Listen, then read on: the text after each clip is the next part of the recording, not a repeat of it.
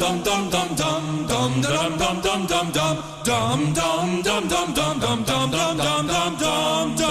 back to the dumbest bill in America. We have with us, of course, Delegate Brian Chisholm. Welcome back, Brian. Good to be here. And we're calling this, Will the Real Racist Please Stand Up?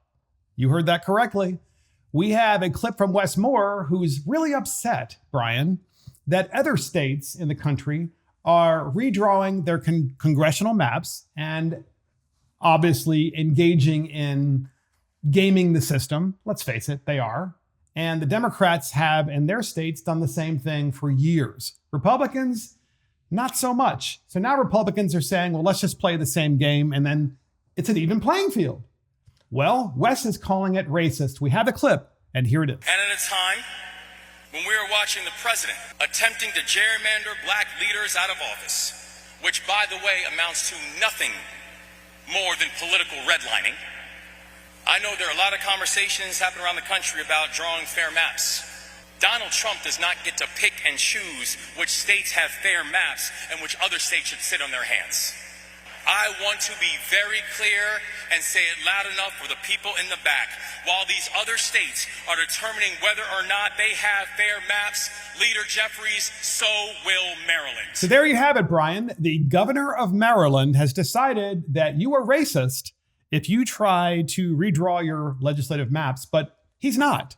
Yeah, the thing that struck me was he said that they're trying to gerrymander black leaders out, which implies that he believes that all black people are Democrats.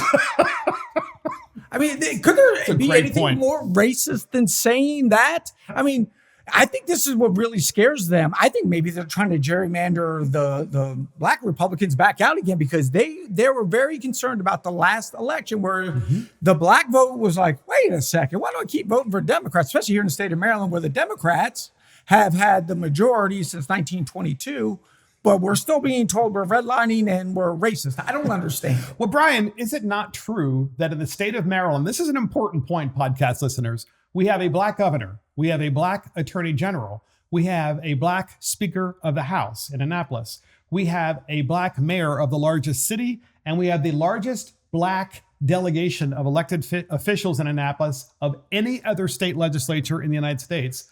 But the black governor is saying that the rest of the state is racist and the rest of the country is racist. We have in Baltimore City, okay, we have a situation where students aren't testing proficient in math. They are functionally illiterate, okay? And these are primarily black kids. And the black governor and the black speaker of the House and the black mayor and the black attorney general and all the black members of the House of Delegates and the state Senate in Maryland are saying, we can't have school choice. We can't change things because, that would be wrong. Meanwhile, this continues decade after decade after decade. I'm sorry. We call this podcast, Who's the Real Racist? It is Governor Wes Moore. If he gave 2 cents about the black citizens who aren't learning and aren't getting any opportunity in our state, especially in the city of Baltimore, and he doesn't, because he got to go to private school, didn't he? He got to go to military boarding school. He got up and out, but not for everybody else. Thoughts? And this is going to be shocking to the podcast audience, but I'm going to agree with Governor Moore on something. We do redline in this state. We redline Republicans out of this state as quickly as we can. And that's why they want to redistrict. We have one Republican, Andy Harris, who represent with 30. We know that 35% of the state of Maryland is registered Republican.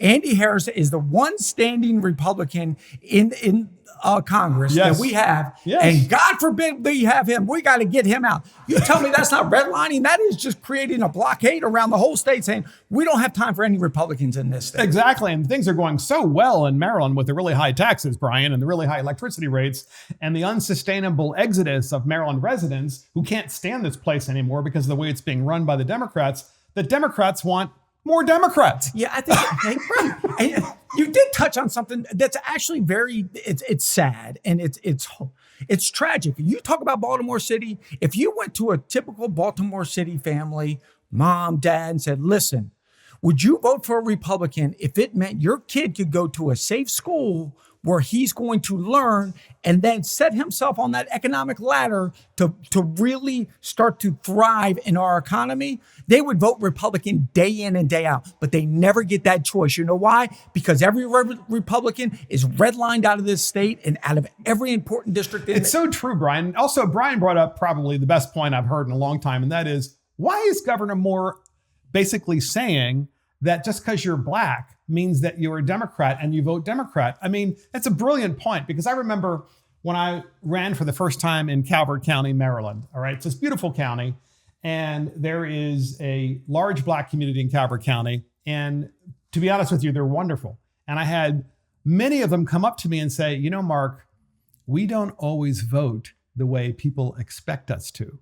We vote for the person, and we like you. And I thought to myself, you know, that is really cool. But what's interesting is they felt that it was necessary to whisper it. Yes. Because they were afraid of their fellow members of the Democrat Party, who also happened to be black, hearing what they were saying. And so it's absolutely racist for Wes Moore to make the assumption that just because of someone's skin color, they're going to vote a certain way. Wes, you're the racist. Yeah. You're an idiot. I mean, and if you look at it, because they know. I mean, let's look at like Dr. Ben Carson was revered as one of the greatest surgeons probably of our time, right? Running Johns Hopkins. He puts an R in front of the name. All of a sudden, he's the Antichrist. We can't have this guy. Byron Donalds down in Florida. Shooting star. Well, puts an R in front of his name. We can't have this guy. So it's really got nothing to do with skin color. It just makes the assumption that if you are of a darker skin pigment, you're supposed to vote Democrat. And if you don't, we will destroy your life. 100%, Brian. What about Brenda Thiem? So podcast listeners, Brenda Thiem was in the Maryland House of Delegates for 4 years, right? Brenda Thiem is black. And Brenda Thiem is from Western Maryland, and she actually is Republican. The Democrats were so triggered by this one Republican who got elected in Western Maryland that they worked overtime to not only redistrict her, correct, to make sure she never got back in, but then they spent a fortune to make sure she didn't come back, to send a message to every other black elected official: don't you dare get off the plantation. Don't you cross us. Don't you think for yourself. Don't you try to change your life in a different way, because we are the Democrat Party and we know best. Exactly. You are oppressed. That's what I mean. That's the message, right? Tell me it's not true. It's 100% There's only two true. different people in Annapolis. You are the oppressor or the oppressed. And they tell all the black people, you're the oppressed. You're the oppressed. And don't get off of the oppressed train or we'll get rid of you. And that's the dumbest bill in America. We'll see you next time.